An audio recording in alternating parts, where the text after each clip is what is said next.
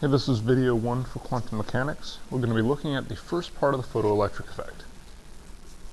So what the photoelectric effect is that when you shine a light on a piece of metal, it sometimes ejects electrons. So light hits the metal, this light source, hits this piece of metal, electrons bounce off.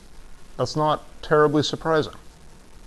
However, there's a guy named Robert Millikan who's sort of famous for the oil drop experiment, but he also did this one. What Millikan did was he shined monochromatic light on a metal. That means just one wavelength.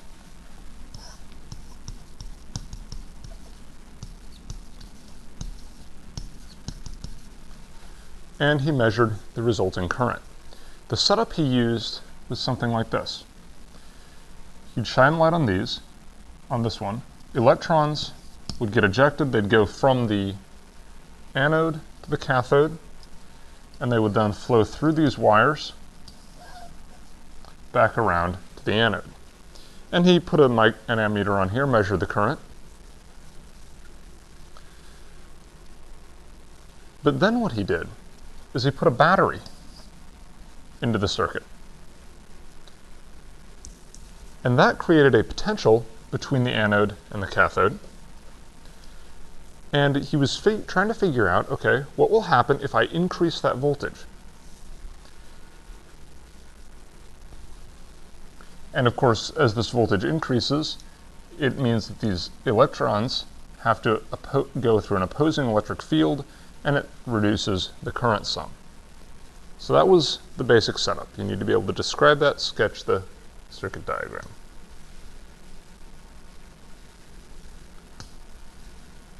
Now, a question about the stopping potential. The idea is that an electron is knocked off the metal by the light.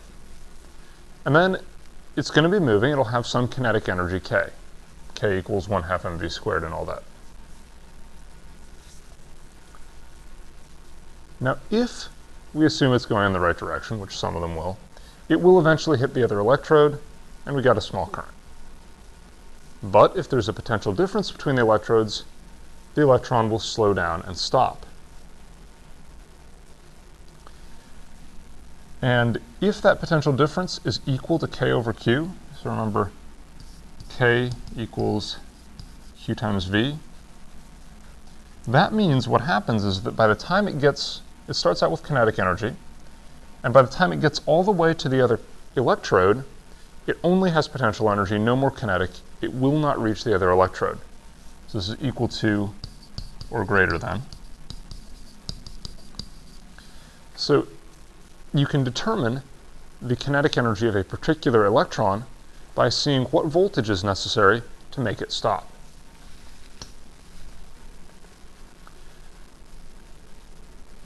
Next idea, the work function. It takes some amount of energy for an electron to escape from the metal. We call that the work function.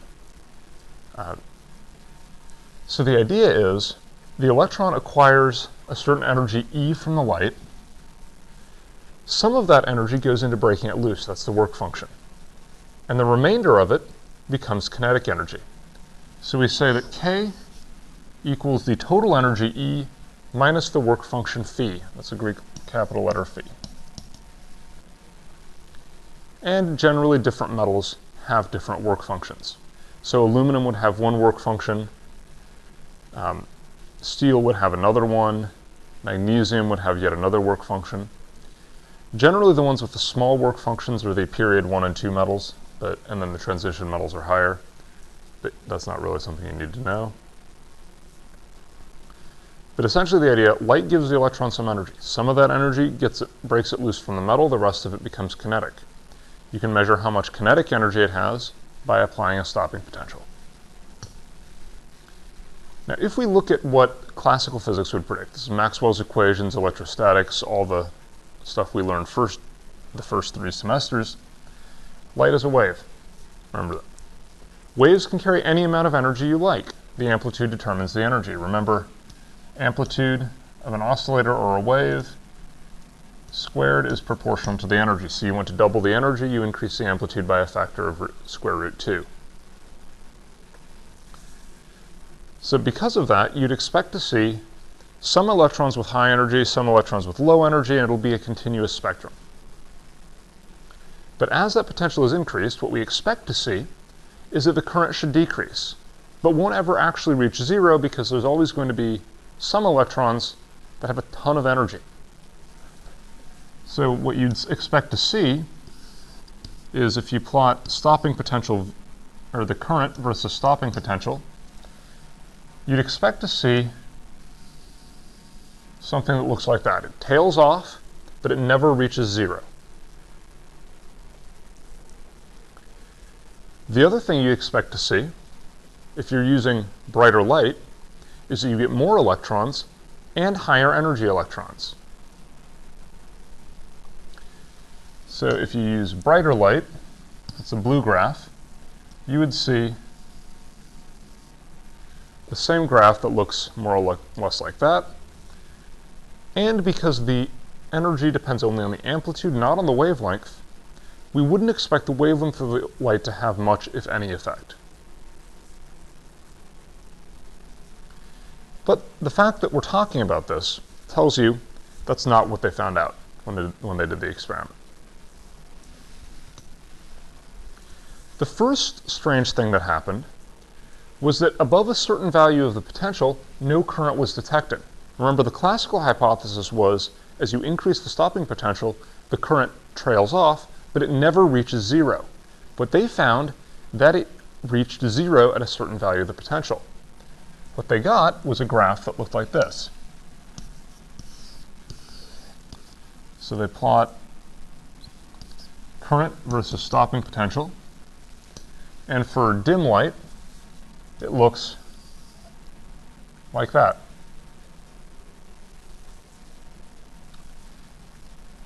And we call this voltage, where the current goes to zero, the stopping potential, Vs. And that implies that the electrons have some maximum kinetic energy. There is some kinetic energy beyond which no electrons have that.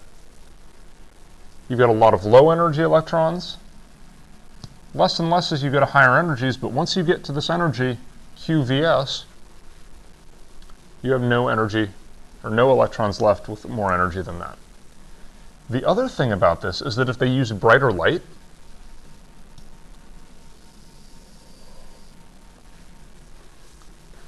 the stopping potential stayed the same. So you get more electrons initially, but then as the number of electrons, as the stopping potential increases, once again the number of electrons decreases, but once again you have no electrons with more kinetic energy than QVS. That by itself is kind of strange. Now, second strange result, same deal. The maximum kinetic energy did not depend on the brightness of the light.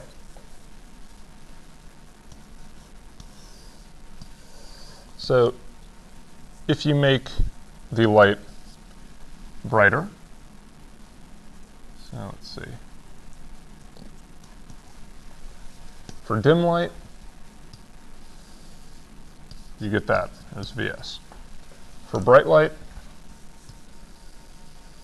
you get a similar curve that also goes to zero at Vs. And for really bright light, once again, reaches zero when the stopping potential, when the potential reaches Vs.